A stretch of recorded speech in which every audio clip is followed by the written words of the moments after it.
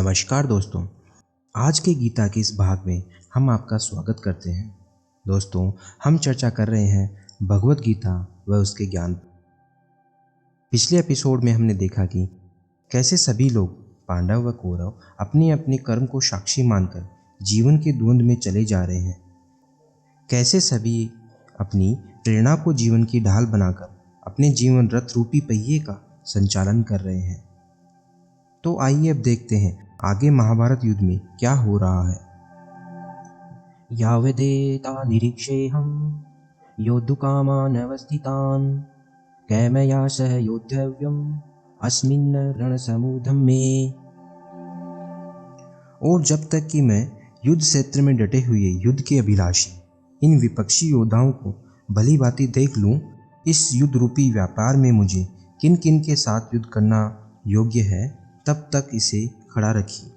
दोस्तों, यहाँ अर्जुन श्री कृष्ण को, जो उनके सारथी थे, उनको कह रहे हैं कि हे कृष्ण, आप मुझे दोनों सेनाओं के बीच ले जाकर जब तक मैं इन स्थिर हुए युद्ध की कामना वालों को अच्छी प्रकार देख न लूँ, इस युद्ध के उद्योग में मुझे किन किन के साथ युद्ध करना सही है, तब तक आप मुझे वहाँ खड़ा रखिए। दोस्तों, आज के जीवन में सबसे बड़ा है ज्ञान, और ज्ञान का सही उपयोग सही दिशा में करना हमारे लिए उतना ही आवश्यक है जितना जीने के लिए पानी। दोस्तों, आज हमारे जीवन में युद्ध कोई भी हो सकता है, वह चाहे हमारे व्यक्तिगत जीवन में हो या व्यापारिक या सांसारिक जीवन में। लेकिन युद्ध के कलात्मक ज्ञान के बारे में हम तभी जान पाएंगे जब हम हर एक पहलू को बीच में खड़े होकर सोचते हैं। जैसे हम आज के समय के एक जज को देखते हैं जो कोर्ट में कैसे दोनों पक्षों के तर्क सुनता है, उनकी परिस्थितियों का अवलोकन करता है बिना किसी की तरफदारी किए हुए। वैसे ही हमें भी हमारी हर समस्या के दोनों पहलुओं को देखना अनिवार्य होता है। लेकिन अधिकतर समय हम मनुष्य जाति से यही भूल उत्पन्न होती है कि हम हर समय संभाव में होकर सोच नहीं सकते, बल्कि अपने आप को सही व दूसरों को गलत समझते हैं। अगर मैं आपसे यह पूछूं कि किसी भी परिस्थिति में आप अपने आप को सही मानते हैं वह दूसरे को गलत, जबकि दूसरे भी यही सोचते हैं, तो अब आप मुझे बताइए कौन सही है और कौन गलत। तभी कहा गया है कि हमें संभाव में होकर सही परिस्थितियों का अवलोकन करके सही निर्णय लेना चाहिए। योत्स्यमानानवेक्षेऽहं य एत्रे समागता धार्तराष्ट्र दुर्बुद्धे युधे प्रियकिचिर्षभः। दृष्ट बुद्धि दुर्योधन का युद्ध में हित चाहने वाले जो राजा लोग इन सेना में आए हैं, इन युद्ध करने वालों को मैं देखूंगा। दोस्तों, यहाँ अर्जुन भगवान कृष्ण से आगे कह रहे हैं कि इस युद्ध में दुष्ट बुद्धि दुर्योधन के हट के चलते हुए ही इस युद्ध का आगाज हुआ है। यहाँ इस युद्ध में दुर्योधन का साथ देने के लिए कौन कौन से राजा इस युद्ध में दुर्योधन की तरफ से आए हैं, उन्हीं को अर्जुन यहाँ देखने की बात श्री कृष्ण से कह रहे हैं। दोस्तों, जब हम इस श्लोक को हमारे जीवन से जोड़कर देखते हैं तो हमें ज्ञात होता है कि ये जरूरी नहीं कि आपका शत्रु सही में सही हो सकता है वह हमें इस जीवन के द्वंद्व में उलझाना चाह रहा हो, ताकि वह आपको मानसिक व शारीरिक कष्ट देकर अपना स्वार्थ सिद्ध कर सके। इसीलिए यहाँ बताया गया है कि मनुष्य जाति को बहुत ही सोच विचार करके अच्छे से देख परख कर ही हमें आगे फैसले लेने चाहिए, क्योंकि दोस्तों, किया हुआ कर्म कभी वापस नहीं होता है, वह अंत में हमें उसके परिणाम भुगतने ही पड़ते हैं। अब चाहे वो अच्छा हो या बुरा हो, ये सारे के सारे आपके कर्म व कर्म की योजना पर निर्भर करता है। संजय उवाच एवमुक्तो ऋषिकेशो गुडाकेशेन भारत सेनयोरुभयो मध्ये स्थापयित्वा रथोत्तमं भीष्मद्रोण प्रमुखतः सर्वेषां च महिषिताम् उवाच पार्थ पश्यतान् समवेतान् कुरुनिति। संजय बोले, हे धृतराष्ट्र, अर्जुन द्वारा इस प्रकार कहे हुए महाराज श्री कृष्ण ने दोनों सेनाओं के बीच में भीष्म व द्रोणाचार्य के सामने तथा संपूर्ण राजाओं के सामने उत्तम रथ को खड़ा करके इस प्रकार कहा कि हे पार्थ, युद्ध के लिए जुटे हुए उन कौरवों को देख। दोस्तों, अब हम आपको लेकर चलते हैं महल में जहाँ धृतराष्ट्र संजय से युद्ध का पूरा वृत्तांत सुन रहे हैं, जहाँ युद्ध की होने वाली एक एक घटना संजय अपनी दूरदृष्टि से देखकर धृतराष्ट्र को बता रहे हैं। वो धृतराष्ट्र से कह रहे हैं कि जैसे ही अर्जुन ने श्री कृष्ण से अपने रथ को दोनों सेनाओं के बीच ले जाने की विनती की, तब भगवान श्री कृष्ण ने रथ को दोनों सेनाओं के बीच होते हुए सभी को दिखाकर कहा, लो पार्थ, देखो कौरवों की ओर से जुटे हुए लोग जो युद्ध के लिए तत्पर हैं। दोस्तों, यहाँ श्री कृष्ण अर्जुन को पार्थ के नाम से बुलाते हैं क्योंकि वो समझ रहे हैं कि वह समय आने ही वाला है जहाँ अर्जुन शंखाओं के भवंडर में गोता लगाने को है।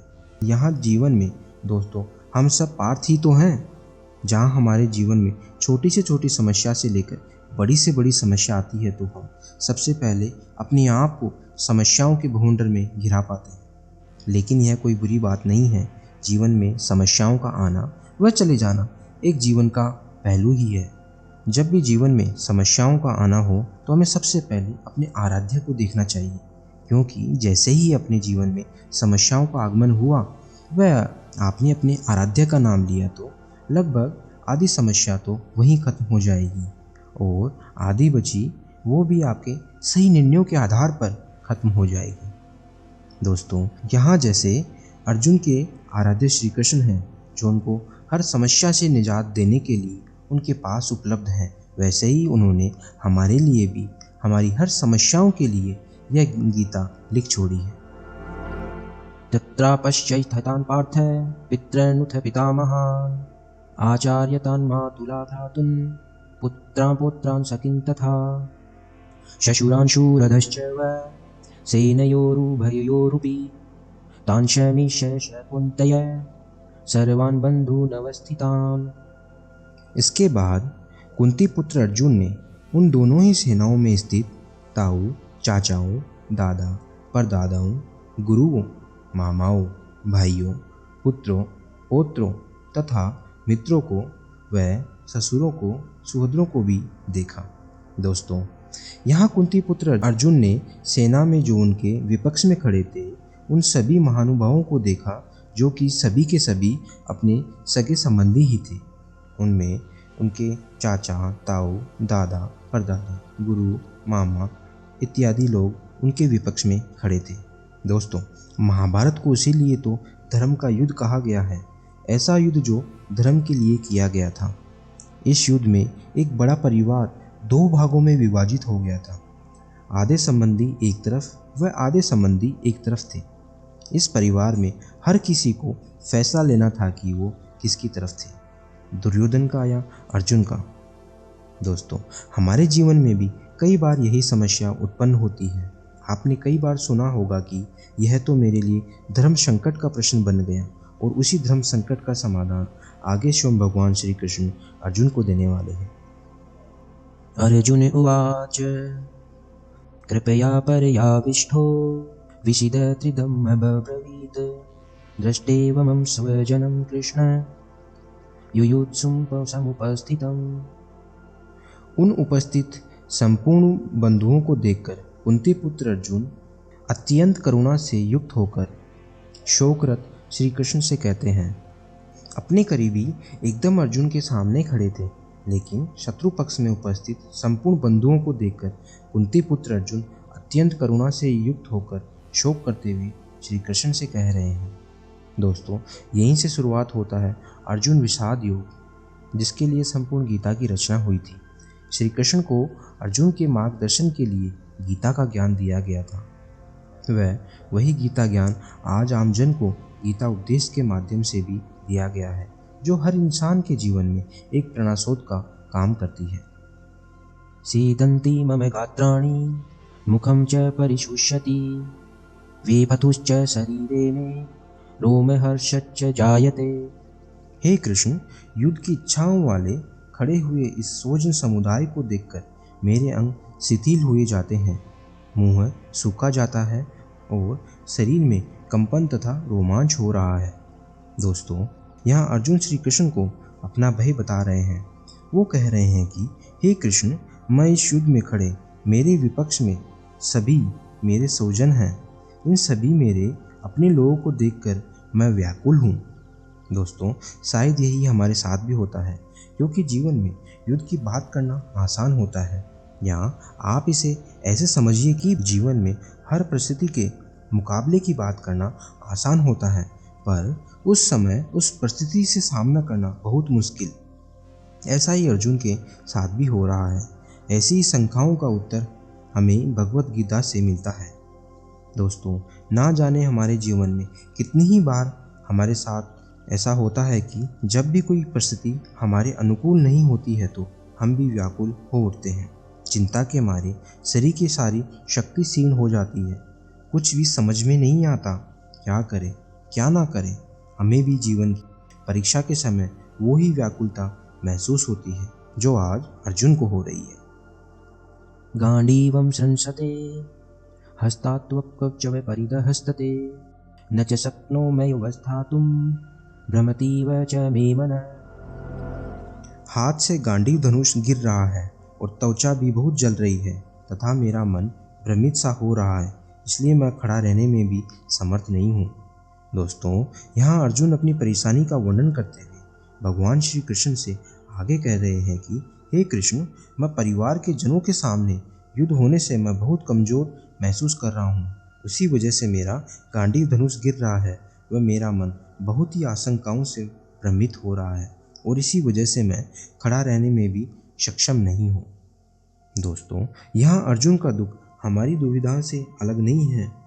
हमारे आपके जीवन में हम चाहे कोई परीक्षा दे रहे हों, चाहे कोई बिजनेस की शुरुआत कर रहे हों, चाहे हम रिश्तों के मनमुटाव का सामना कर रहे हों, दोस्तों, हमें लगता है जैसे कि हम युद्ध के लायक नहीं। उन परिस्थितियों को, उन समस्याओं का सामना हम नहीं कर पाएंगे। हमारे जीवन में ना जाने ऐसे कितने ही मौके आते हैं जब हम अपने आप को अर्जुन की अवस्था में पाते हैं। तो दोस्तों, गीता से आज का ये भाग आपको कैसा लगा हमें कमेंट करके ज़रूर बताइएगा। वह हम उम्मीद करते हैं कि गीता से जीवन के कुछ अनसुलझे रहस्यों को आप अपने जीवन से जोड़ पाए होंगे। अगले एपिसोड के लिए बने रहिए हमारे साथ। और अभी तक अगर आपने चैनल को सब्सक्राइब नहीं किया है तो आज ही चैनल को लाइक शेयर सब्सक्राइब ज़रूर करें। धन्यवाद।